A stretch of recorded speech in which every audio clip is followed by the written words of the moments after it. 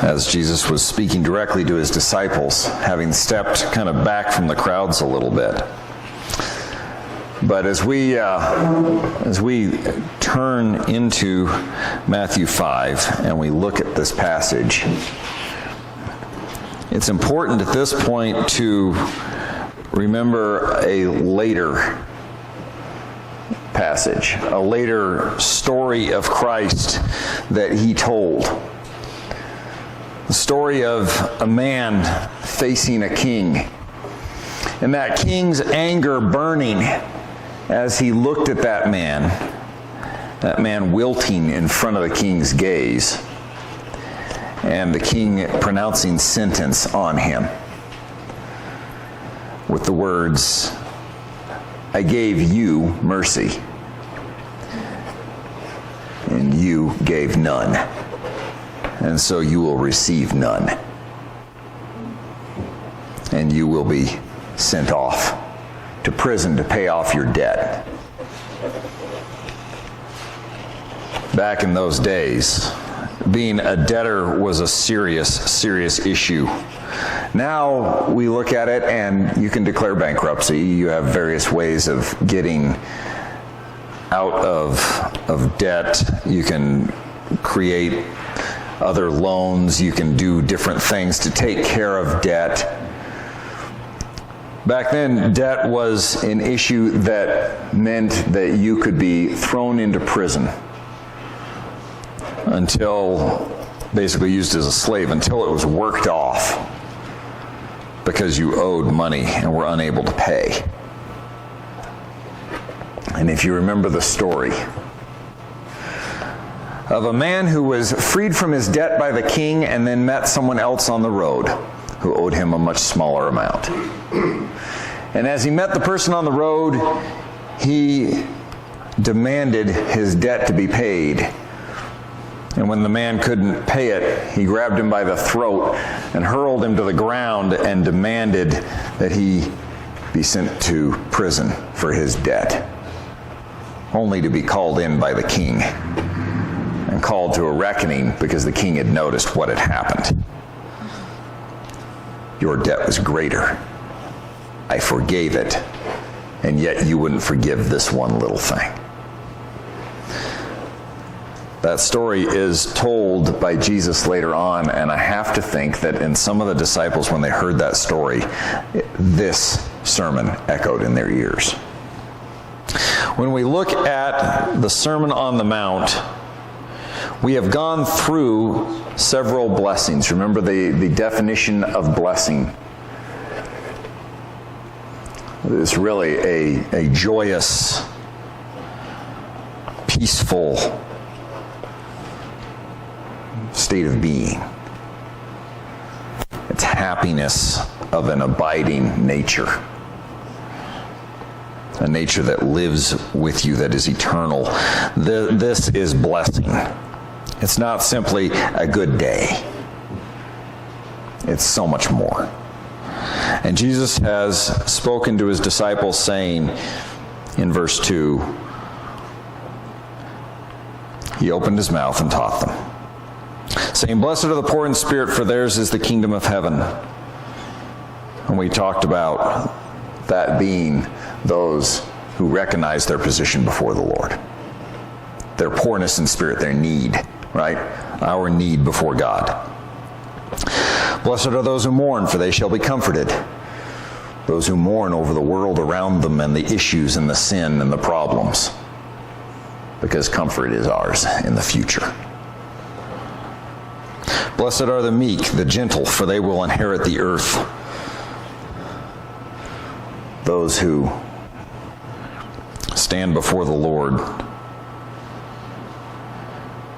in humility will receive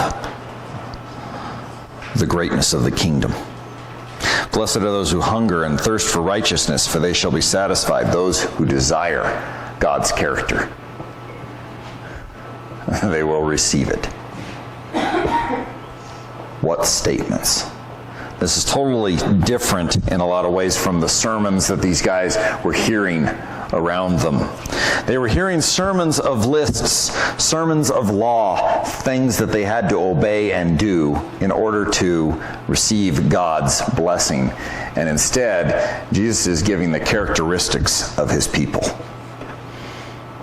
And he says, blessed are you when you have this characteristic, when you have this need, because God will fill it. And we come to this next one. Imagine that later story. The man with his debt settled, demanding of another, blessed are the merciful, for they shall receive mercy. It's an interesting statement, because so often we look at this as a statement of a conditional release, so to speak. If we're merciful to others, we will receive mercy. That's not exactly what this is saying. Look closely and remember the king. I saw a Facebook post by somebody this week that said something about, live like a king or don't care who the king is. And that person I love dearly. And I thought, that's the problem, my friend. You don't know who the king is. Because the king sits here and he has granted us mercy. You think about this concept, blessed are the merciful, for they will receive mercy. This is the person who has been given mercy by the king. And what are they going to do with it? There is no, we earn mercy by giving it. There is, we give it because we've received it, or we throw it away. You see the difference. There's a big difference here. If I stand before the Lord, the King, and my debt has been canceled by the King, and yet I hold the debts against others, there is a problem. This is a characteristic of the followers of Christ. We have received great mercy. And so we are able to give a little. We are able to give great mercy. I won't say how, who, or what, but I received mercy this week as someone held me to account. It's the work of God through his people. We receive mercy. We've received great mercy. We give it.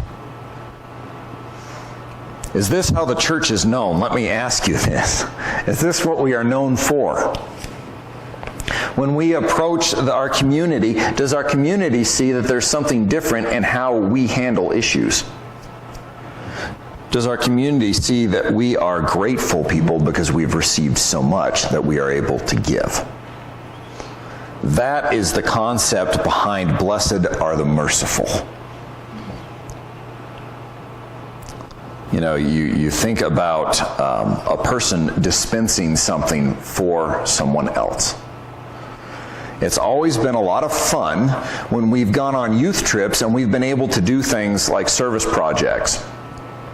In one particular place, what we had was we took our junior hires on a mystery trip. We wouldn't tell them where they were going. I'd give them lousy clues all year long, and then we'd finally go on the trip. And it was interesting to me. I realized which parents had faith in me and which ones didn't. Because there were certain parents that they wanted to know where you were going ahead of time, and the other ones were like, okay, we'll wait for the schedule when they leave. And we'd give them a detailed schedule. It had it by the minute. Everywhere we would go before we left. But we had various things we would do on those trips, and one of them was always a service project. And at this one place, we got to go serve at a Salvation Army store, essentially, and they had people come in, and you would walk through the store with them and dispense things to them that they needed. And there were certain rules that the Salvation Army had in place and certain things that we had to follow. But it's a lot of fun when you're dispensing something to someone else on someone else's behalf. This is the idea in this sermon. We get to dispense mercy on God's behalf because we have received it. What an amazing thing. So when you look at these different sayings, each one of them could be a sermon in and of itself. You could do a whole sermon series just on the Beatitudes and just have each one be a particular sermon. But here we are. If we're dreadfully poor before the Lord, He gives us a kingdom. If we are sad over what is going on, He comforts us. If we're humble, He raises us up. If we desire His character, He grants it. If we need mercy, He gives it, and He expects us to disperse these things. Look at verse 8. He continues. Blessed are the pure in heart, for they shall see God. Again, this joyous, peaceful rest blessing. Do we earn sight of God because we're pure in heart?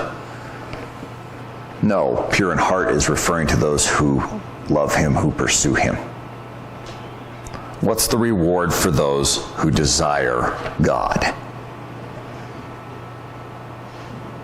He'll give us God. We shall see Him. He will appear before us. What an amazing thing.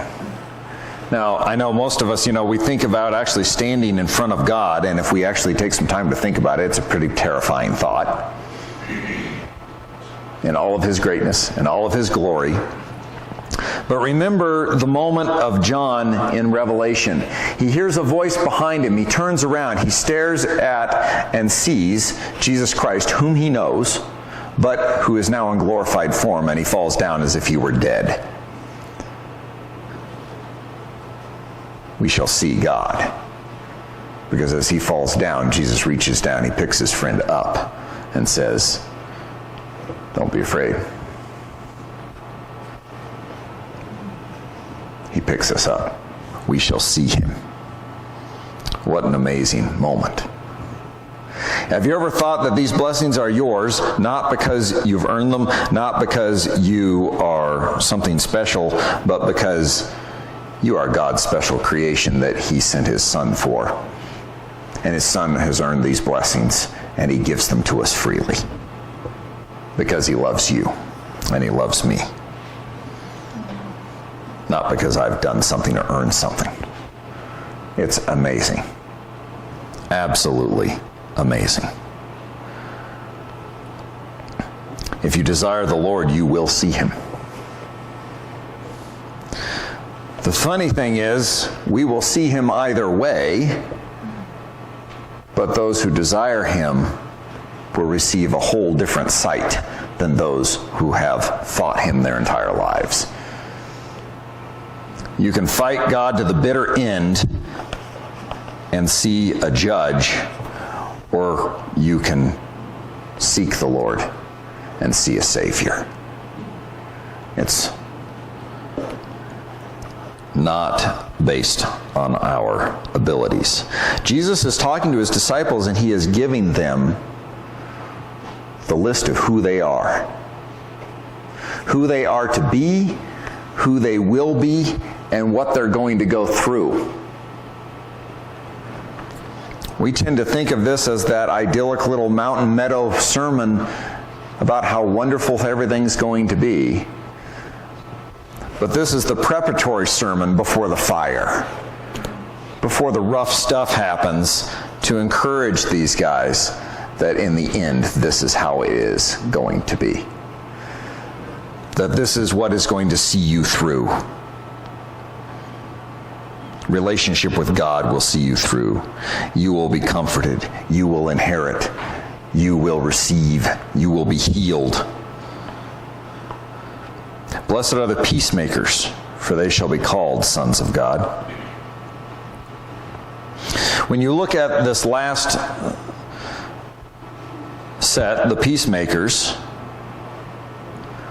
it is an interesting one as well, because the idea of peacemaker is not necessarily one who goes out and establishes treaties. Again, it's the idea of one who's distributing something. If we have peace with God through our Lord Jesus Christ, are we distributors of peace?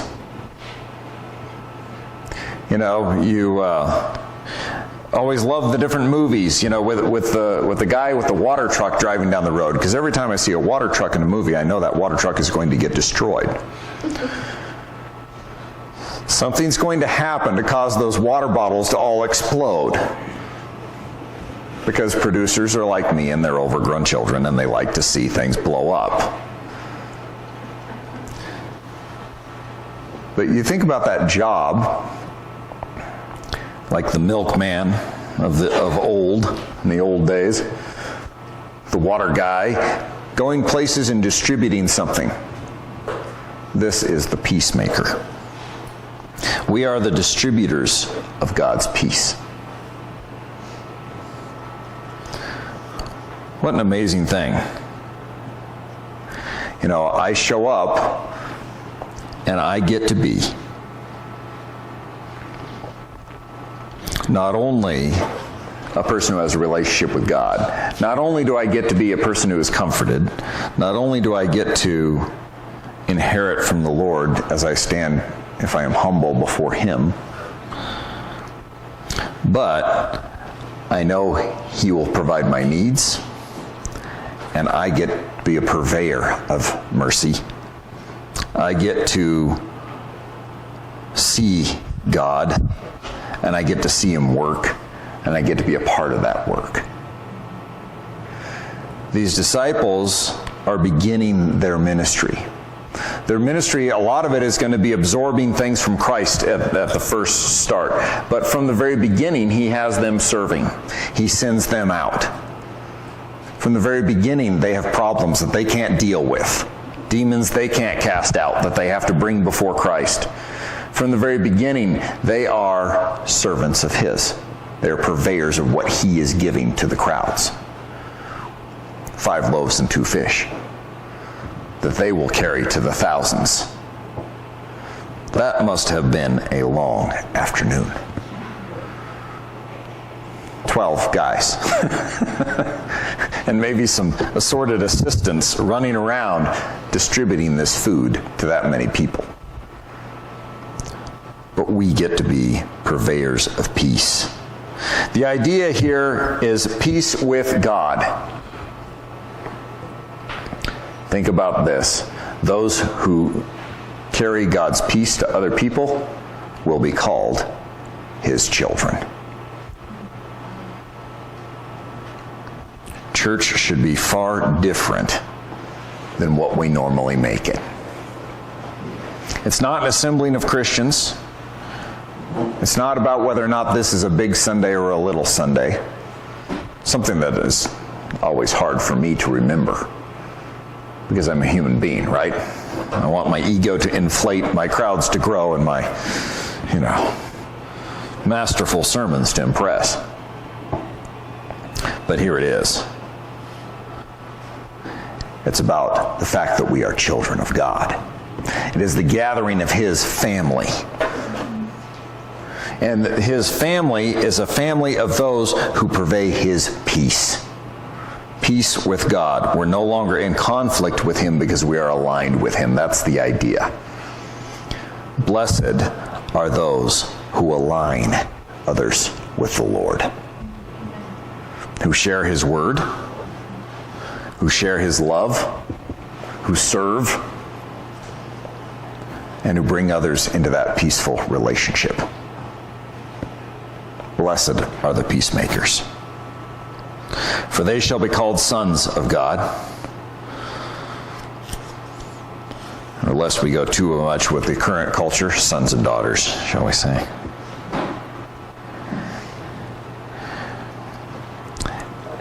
And then we have two last blessings that are a little longer, but they are related to each other.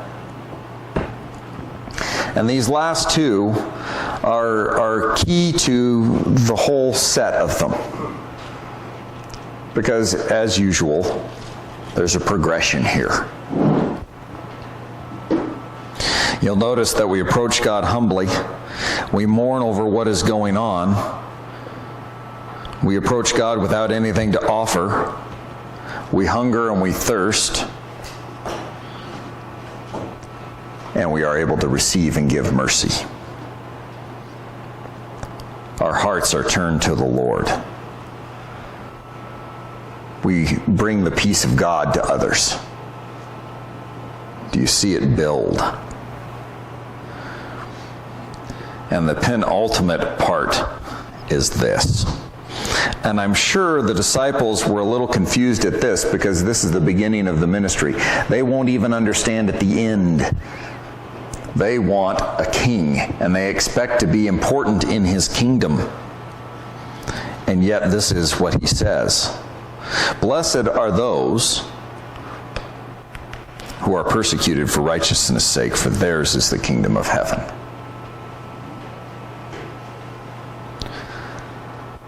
Blessed are you when others revile you and persecute you and utter all kinds of evil against you falsely on my account.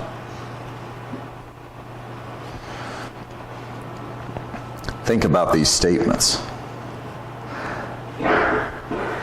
Happy, at peace, joyful are those who are persecuted because of a right standing with God.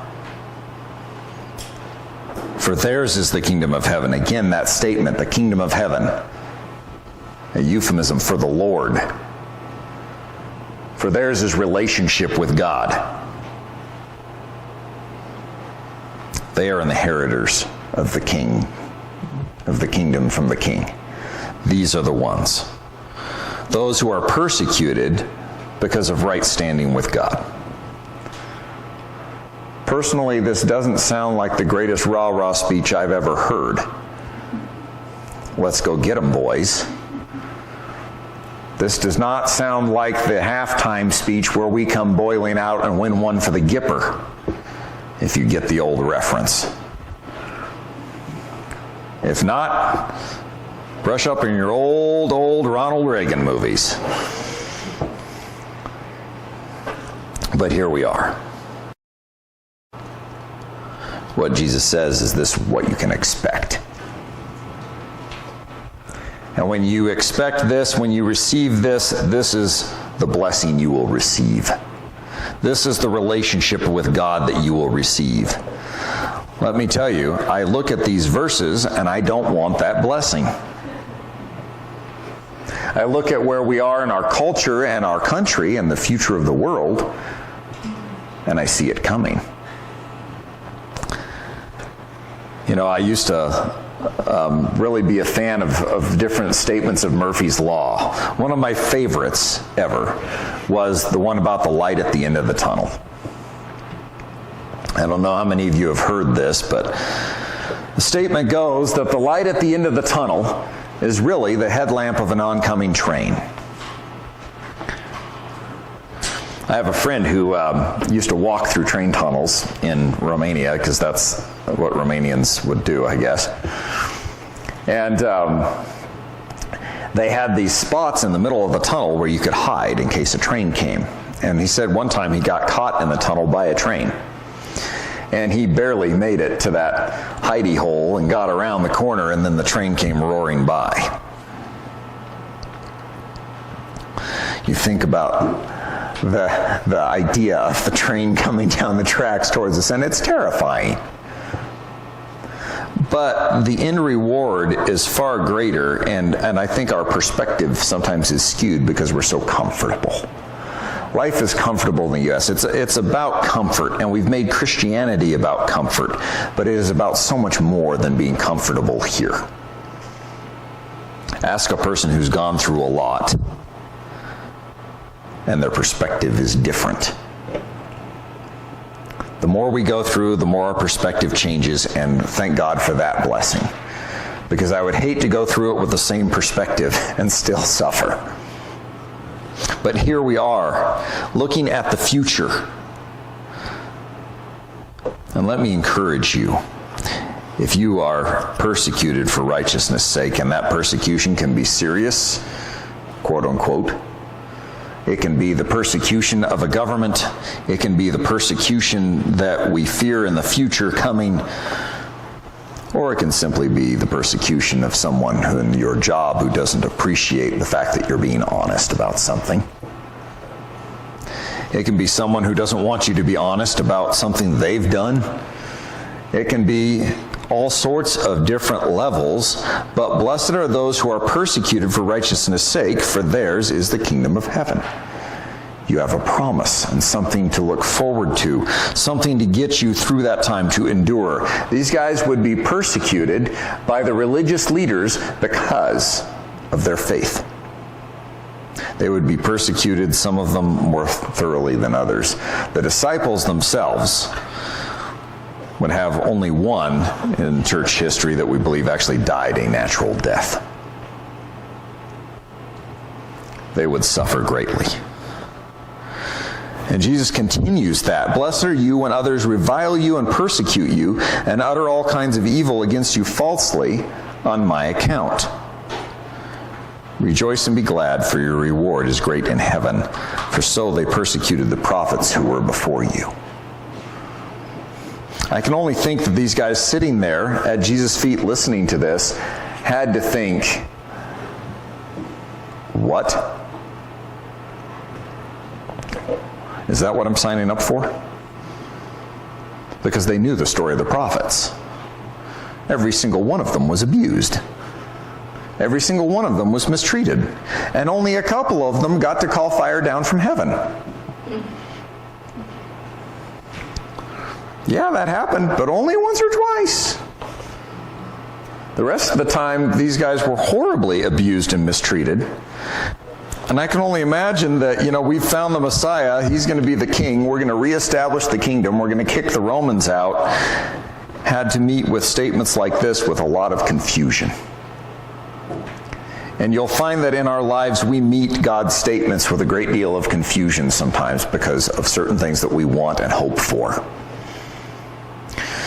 That, as we were talking about in Sunday school, temporary, transitory hope of I wish, I desire, as opposed to our hope in Christ, which is I have confidence and I have a future and a promise that I can believe in. There's a big difference in those two types of hope. So notice this. Blessed are those who have received mercy and show it. They'll receive more. Blessed are those who are pure in heart. They will be before God, and He will recognize them. Blessed are those who have shared the peace of God, for they will be recognized as His children. Do you realize that none of these statements are dependent on us keeping the law? Oh, if you do all these things, you'll keep the spirit of the law in ways that those who keep the law never could imagine. The religious leaders at the time were busy keeping the law, and they were busy missing the point of it, missing all these things. But realize these are characteristics that we strive for. This is who we should be. It's a matter of identity, not a matter of profession, so to speak. If it's not too off color, I love the shirts from Hooker, Kansas.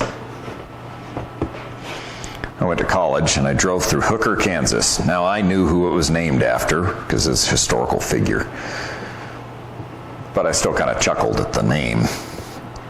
And then I showed up at Kansas State and I saw a student walking around wearing a shirt, and they were from Hooker. And it said hooker. It's a location, not a vocation.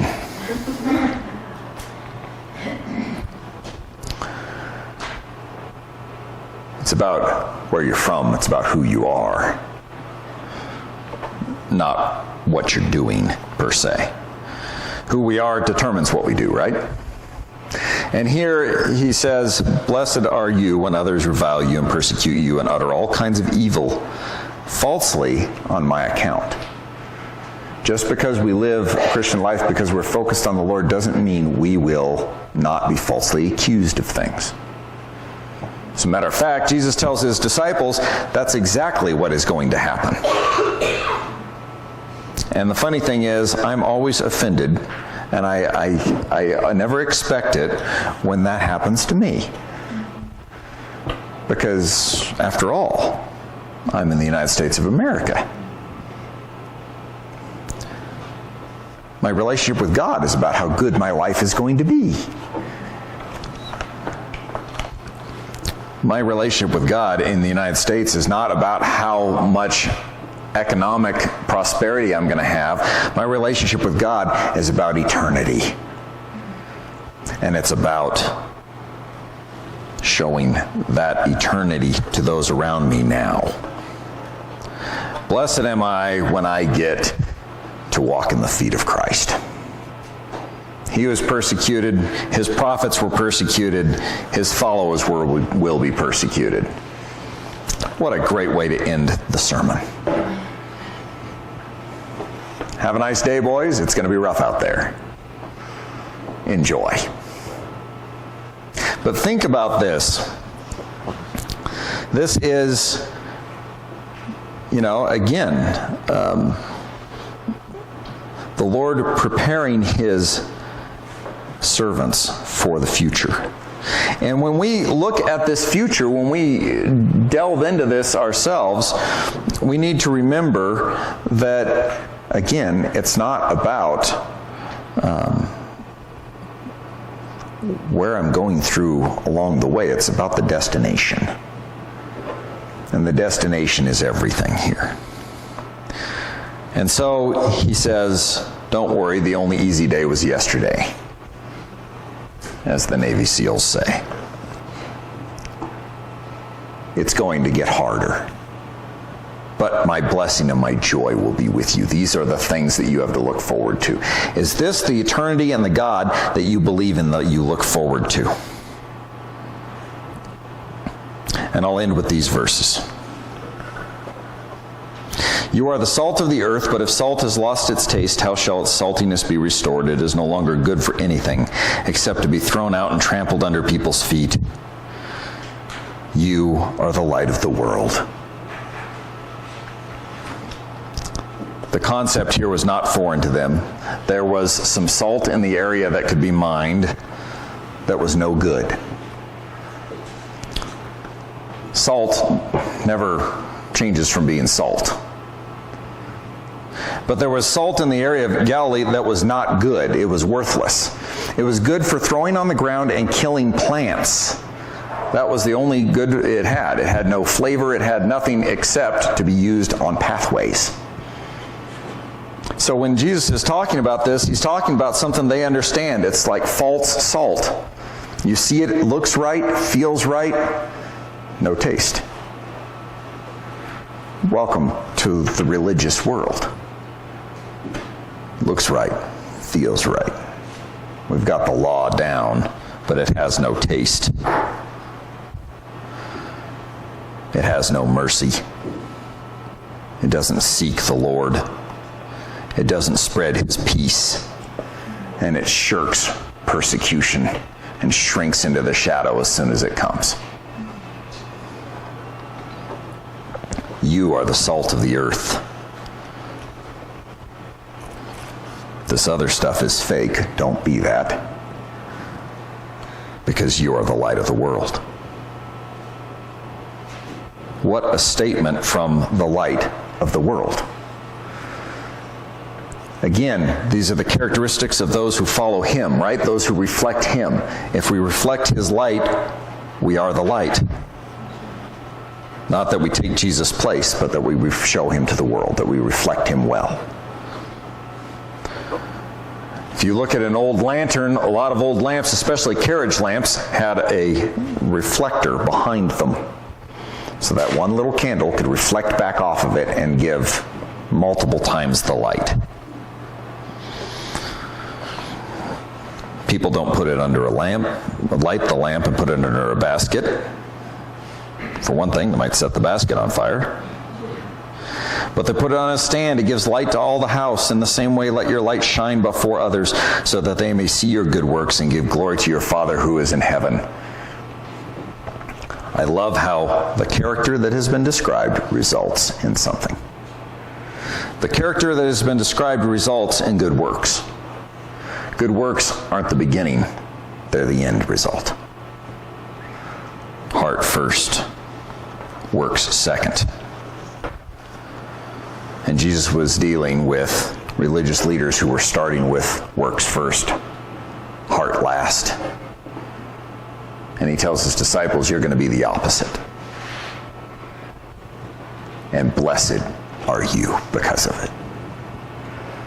And you'll suffer because of it. But blessed are you when you suffer. Because not only will you understand Christ more as you go through things, but you'll know what he went through for you and me. And you know that he will establish justice in the end. What a wonderful thing. Let's have a word of prayer.